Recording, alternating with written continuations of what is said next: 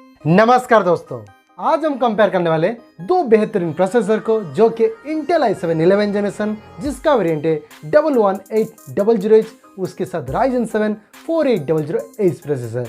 ये जो दोनों प्रोसेसर है वो आपको 70 से 80,000 के अंदर के लैपटॉप में देखने को मिल जाएंगे। जो इंटेल i7 11 जनरेशन प्रोसेसर है वो आपको MSI GF63 पे देखने को मिल जाएगा। जो Ryzen 7 4800H प्रोसेसर है वो आपको Asus TUF Gaming A17 and SP Pavilion gaming पे देखने को मिल जाएगा। तो चलते हैं आज की इस वीडियो में इन दोनों प्रोसेसर को अच्छी तरीके से कंपेयर करते हैं और जानने की कोशिश करते हैं आपको 70 से 80,000 के अंदर कौन सा प्रोसेसर के साथ जाना सही रहेगा। तो वीडियो में आगे बढ़ने से पहले अगर आप इस चैनल पर नए हो तो सब्सक्राइब कीजिए। सब्सक्राइब करने से बगल जो बेल आइकन है उसे जोर से दबा दीजिए। ओके, चलते हैं without wasting any time, let's start the video. Hi, this is Divyajyoti, you are to my channel डिटेकी। पहले स्टार्ट करते हैं रिलीज डेट से। इंटेल प्रोसेसर रिलीज हुआ था 11 मई 2021 को। अगर हम राइजन प्रोसेसर के बारे में बात करें वो रिलीज हुआ था 6 जनवरी 2020 को।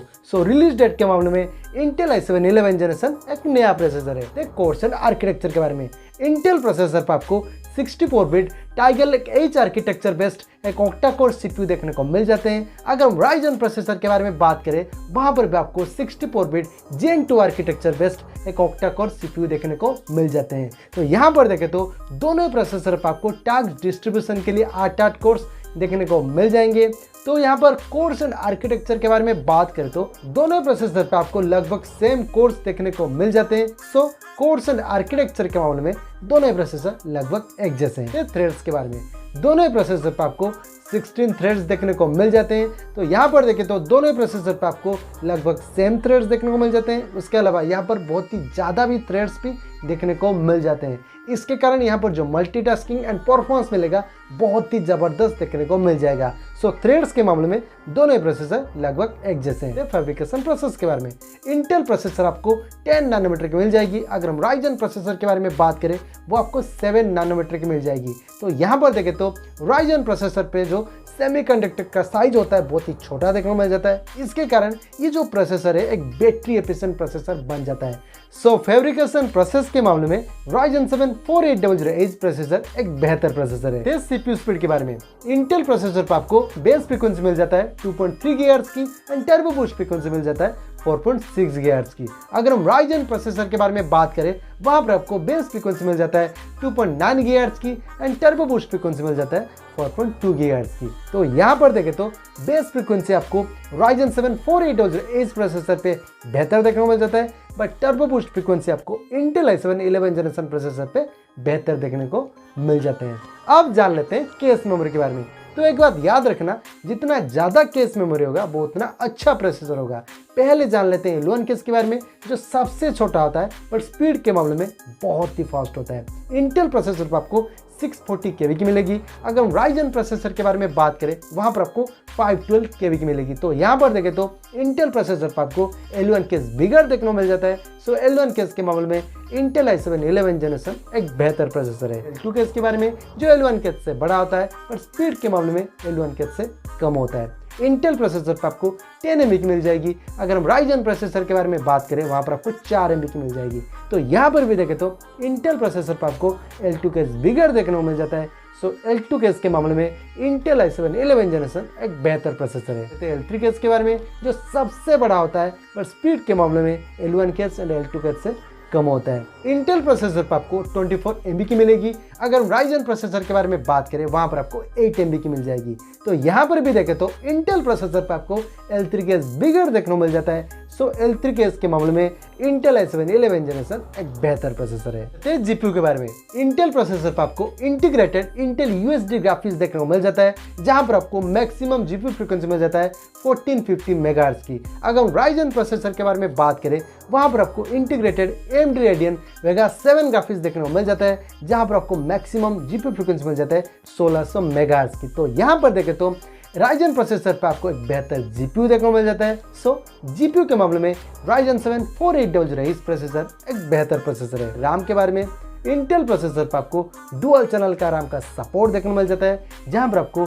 मैक्सिमम रैम सपोर्ट मिल जाएगा 128 GB की। वहां पर आपको DDR4 का रैम का सपोर्ट देखने को मिल जाता है जहां पर आपको मैक्सिमम रैम फ्रीक्वेंसी मिल जाता है 3200 मेगाहर्ट्ज की। अगर हम राइजन प्रोसेसर के बारे में बात करें, वहां पर भी आपको डुअल चैनल का रैम का सपोर्ट देखने को मिल जाता है, जहां पर आपको मैक्सिमम रैम सपोर्ट मिल जाएगा 64 GB की। यहाँ पर आपको DDR4 एंड LPDDR4S का रैम का सपोर्ट देखने को मिल जाता है, जहां पर आपको मैक्सिमम रैम फ्रीक्वेंसी मिल जाता है 4266 मेगाहर्ट्ज की।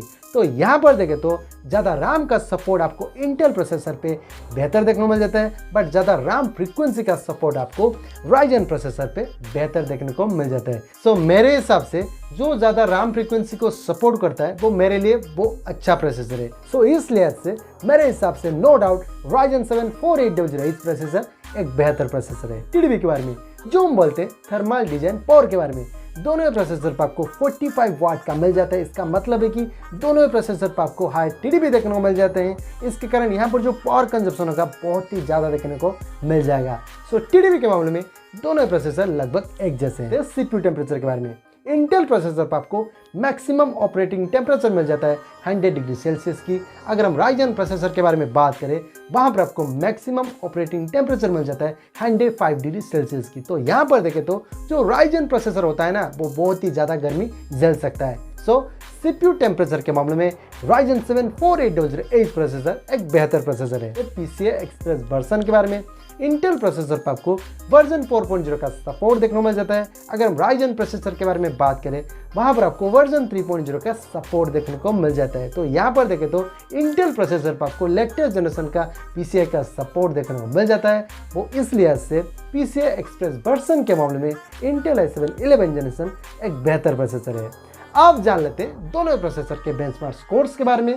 पहले जान लेते हैं सिनेबस R23 के बारे में। इंटेल प्रोसेसर पर आपको सिंगल कोर में मिल जाएगा 1493, मल्टी कोर में 12137। अगर हम राइजन प्रोसेसर के बारे में बात करें, वहां पर आपको सिंगल कोर में मिल जाएगा 1261, मल्टी कोर में 11221। तो यहाँ पर देखें तो सिंगल कोर का स्कोर एंड मल्टी कोर का स्कोर आपको इंटेल i7 11 जनरेशन प्रोसेसर पे बेहतर देखने को मिल जाते हैं। पासमार्क सीपीयू के बारे में, इंटेल प्रोसेसर पर आपको सिंगल कोर में मिल जाएगा 3208 एंड मल्टी कोर में 22050। अगर हम राइजन प्रोसेसर के बारे में बात करें, वहां पर आपको सिंगल कोर में मिल जाएगा 2735 एंड मल्टी कोर में 19247। तो यहाँ पर भी देखें तो सिंगल कोर का स्कोर एंड मल्टी कोर का स्कोर आपको इंटेल i7 11 जनरेशन प्रोसेसर पे बेहतर देखने को मिल जाते हैं। फिर Geekbench 5 के बारे में, इंटेल प्रोसेसर पर आपको सिंगल कोर में मिल जाएगा 1542 एंड मल्टी कोर में 8840।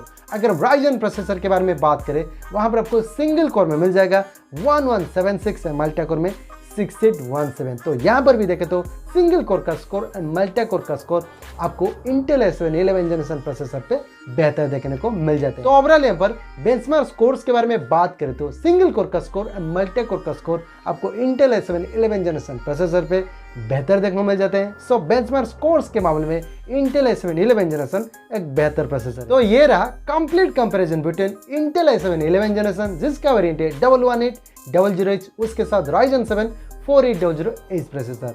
अब जान लेते हैं दोनों प्रोसेसर के प्रोस के बारे में। पहले जान लेते हैं इंटेल i7 11 जनरेशन प्रोसेसर के प्रोस के बारे में।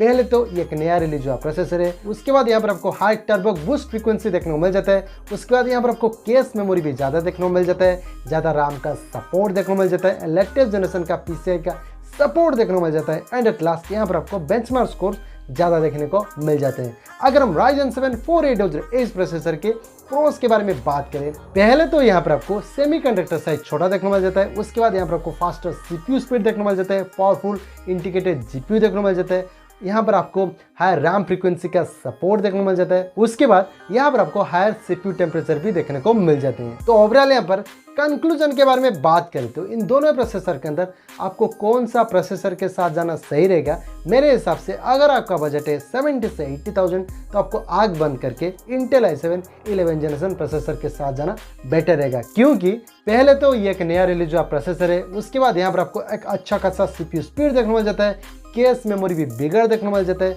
उसके अलावा यहाँ पर आपको बेंचमार्क स्कोर्स बहुत ही ज़्यादा देखने को मिल जाते हैं। सो मेरे हिसाब से आपको इंटेल i7 11 जनरेशन प्रोसेसर के साथ जाना बेटर रहेगा। अगर हम बात करें राइजन 7 4800H प्रोसेसर के बारे में, ये भी प्रोसेसर बहुत ही अच्छा है, बट ये आपको 70 से 80,000 के अंदर लेने का कुछ फ़ायदा नहीं। ये आप ले सकते हो अंडर 60,000 या फिर अंडर 70,000 में ये प्रोसेसर के साथ आप जा सकते हो। But above 70,000 Ryzen 7 4800H processor is not a very good option. अगर आपको Ryzen प्रोसेसर के साथ जाना है तो आप Ryzen 7 5800H प्रोसेसर के साथ आप जाओ, वो बेटर प्रोसेसर है। आप Intel i7 11 जनरेशन प्रोसेसर के अलावा आप Ryzen 7 5800H प्रोसेसर के साथ आप जरूर जा सकते हो, वो अच्छा प्रोसेसर है। अगर आपको इन दोनों प्रोसेसर के अंदर कोई भी एक प्रोसेसर चूज करना है अबव 70,000 में, तो आप Intel i7 11 जनरेशन प्रोसेसर के साथ आप जरूर जाना, जिसका वेरिएंट है 11800। तो ये रहा मेरा ओपिनियन। आपको क्या लगता है मेरे ओपिनियन के बारे में,